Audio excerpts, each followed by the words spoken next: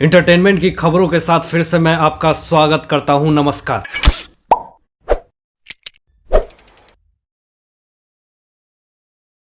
दोस्तों, बता दूं कि एसएसआर से रिलेटेड जो खबर आ रही है कि अर्णव गोस्वामी ने कहा है कि मैं बहुत जल्द इस केस का इन्वेस्टिगेशन करके उसी तरह से खबर चलाऊंगा। और उन्होंने क्या कहा है कि मैं इस केस का मर्डर मिस्ट्री अपने तरीके से बहुत जल्द आप लोगों के सामने लाने की कोशिश करूंगा। क्या है बड़ी खबर, मैं आपको बताऊंगा इस वीडियो में। लेकिन उससे पहले यह भी बता दूं कि दीपिका पादुकोण एक कैफे में जाती हैं कल, और उनका वीडियो बहुत तेजी से वायरल हो रहा है। और उस वीडियो में वो रणवीर सिंह के साथ भी हैं। क्या दोनों ड्रंक किए हुए सोशल मीडिया पे बहुत सारे ट्रोलर्स बहुत तरीके की बातें कह रहे हैं। तो उस वीडियो को मैं आपको इस वीडियो के एंड में जरूर दिखाऊंगा, तो इस वीडियो को एंड तक जरूर देखना। दोस्तों, कुछ दिन पहले की बात है जब दीपिका पादुकोण अपनी कुछ पोस्ट शेयर करती हैं इंस्टाग्राम पे। तो ये कोई नई बात नहीं है। जब सेलिब्रिटी अपनी पोस्ट करते हैं तो ट्रोलर भी ताक में रहते हैं, आंखें पलके बिछाए रहते हैं कि कुछ मैं ऐसे कमेंट करूं जिससे कुछ रिप्लाई आए।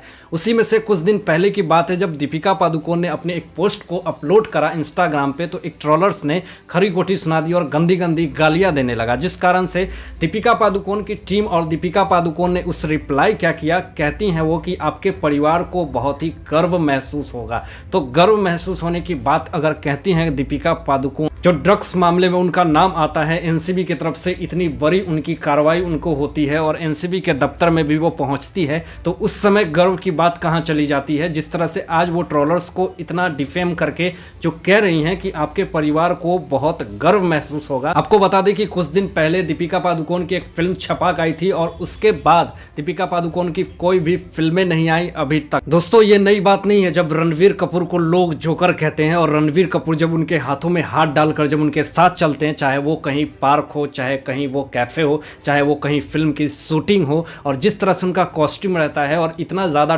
ट्रोल किया जाता है उनको, फिर भी उनकी आदत नहीं छूटती है और फिर भी वो जोकर जैसी ड्रेस पहनते ही हैं। लेकिन इस पे आपकी क्या विचार है, अपनी विचार व्यक्त कीजिएगा जरूर इस वीडियो में। कल रात की वीडियो है जब दीपिका पादुकोण और रणवीर सिंह एक कैफे में जाते हैं और किस तरह से रिपोर्टर उनके आसपास मंडराने लगते हैं और हाथों में हाथ डालकर जब रणवीर कपूर और दीपिका पादुकोण घूम रहे होते हैं, तो इस तरह का उनका रिएक्शन होता है। पहले आप इस वीडियो में देखिए।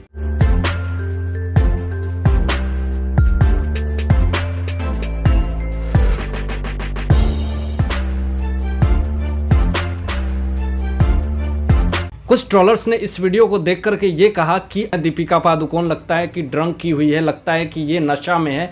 उनका ऐसा हाल था कि वो चल नहीं पा रही थी, बोल नहीं पा रही थी और मास्क अपने फेस से नहीं हटा रही थी। जब रिपोर्टर ने ये कहा भी कि आप अपने मास्क को हटाएं, आपकी पिक्स में लेकर के सोशल मीडिया पे डालना चाहता हूँ, लेकिन फिर भी उनका कोई भी रिएक्शन नहीं आता है। रणवीर सिंह चुपचाप उनको गाड़ी में बैठाते हैं और वो बैठती हैं और चुपचाप निकल जाते हैं। लेकिन इससे यही समझ में आता है कि क्या दीपिका पादुकोण जब कैफे से निकलती हैं तो क्या इतना ज़्यादा उन्होंने ड्रंक कर लिया था कि वो बोलने के हालत में नहीं है, फोटो शूट करवाने की स्थिति में नहीं है। तो ये सारी चीज़ें सोचनीय है और सोचने लायक बात है।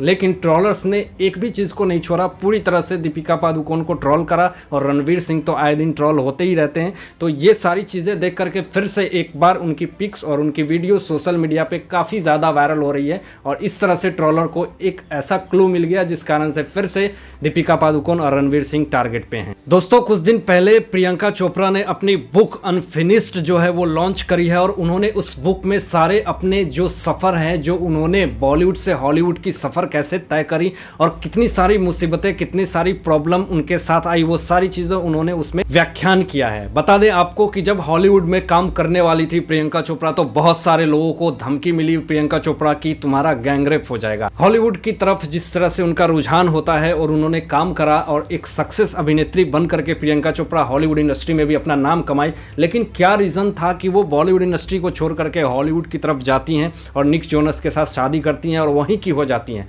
सारी चीज़ें अनफिनिश्ड बुक में, नॉवेल में उन्होंने पूरी तरह से अपनी स्टोरी, अपनी प्रॉब्लम, बॉलीवुड की वो सारी काली चीज़ें जो किस तरह से कास्टिंग काउच वहाँ पे होती है कि कोई भी फिल्में अगर मिलती हैं तो किस तरह का कॉन्स्पिरेसी होता है एक नए लोगों के साथ, पुराने लोगों के साथ, तो वो सारी चीज़ें अनफिनिश्ड बुक में उन्होंने व्याख्यान किया अपनी ज़िंदगी से रिलेटेड। और उन्होंने ये भी कहा कि मेरी ज़िंदगी इतनी आसान नहीं थी कि मैं बॉलीवुड से हॉलीवुड कैसे पहुँचूँ, लेकिन मैंने अपने लाइफ में स्ट्रगल करके वहाँ तक पहुँची और अपना एक नाम कमाया। वो वो सारी चीजें उन्होंने अनफिनिश्ड बुक में वो सब कुछ का व्याख्यान किया। प्रियंका चोपड़ा ने उस बुक में उस बॉलीवुड की काली सच्चाई को भी बताया कि किस तरह से एक काम को लेने के लिए वहां पे एक नए न्यू कमर्स लोग डेब्यू करते हैं तो उनको कितनी सारी स्ट्रगल झेलनी पड़ती है और कितने सारे लोग उनके पीछे पड़े होते हैं। और ऐसा भी नहीं होता है कि वो अगर आज सक्सेस है तो कल भी सक्सेस होगा, ऐसा भी वहां पे कोई फिक्स नहीं। तो बहुत सारी चीजें हैं जिसको फेस करना पड़ता है। इस बुक में प्रियंका चोपड़ा ने एक स्टोरी शेयर की कि जब मैं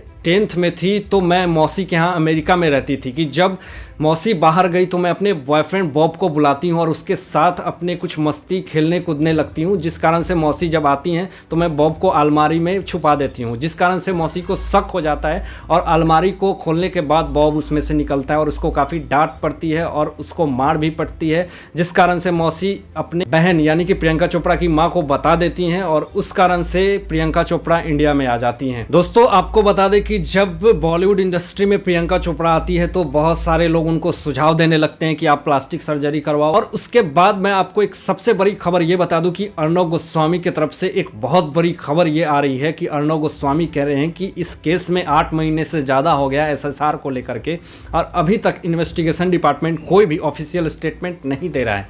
सूत्रों से यह भी पता चला है कि अर्णव गोस्वामी बहुत जल्द अपनी सुझाव व्यक्त करेंगे और कुछ ऐसा इन्वेस्टिगेशन अपने तरीके से वो करके दुनिया के सामने लाएंगे अपने चैनल पे, जिससे कि कुछ हद तक सीबीआई को इसमें कुछ क्लू मिल सके और इस केस का जो सही दिशाधारा है उस दिशाधारा में इस केस को आगे बढ़ाया जाए और बहुत तेजी से इस केस का मसला जो है वो सुलझाया जाए। अर्णव गोस्वामी कुछ दिन पहले इस केस के लेकर के बहुत ज्यादा हाईलाइट थे, बहुत ज्यादा इन्वेस्टिगेशन के मामले में बहुत ही अपने तरीके से वो इन्वेस्टिगेशन कर रहे थे, जिस कारण से बहुत सारी चीजें उन पर खतरा हुई, बहुत जानलेवा हमला भी हुआ, वो जेल के अंदर भी गए, बहुत सारी चीज़ें हुई। लेकिन फिर भी अभी जो मामला इतना शांत है, कहा जा रहा था कि कुछ दिन पहले उनके नाम पे नेशनल अवार्ड नाम रखा जाएगा, उनको बहुत सम्मानित किया गया है, बहुत सारी चीज़ें सामने आई।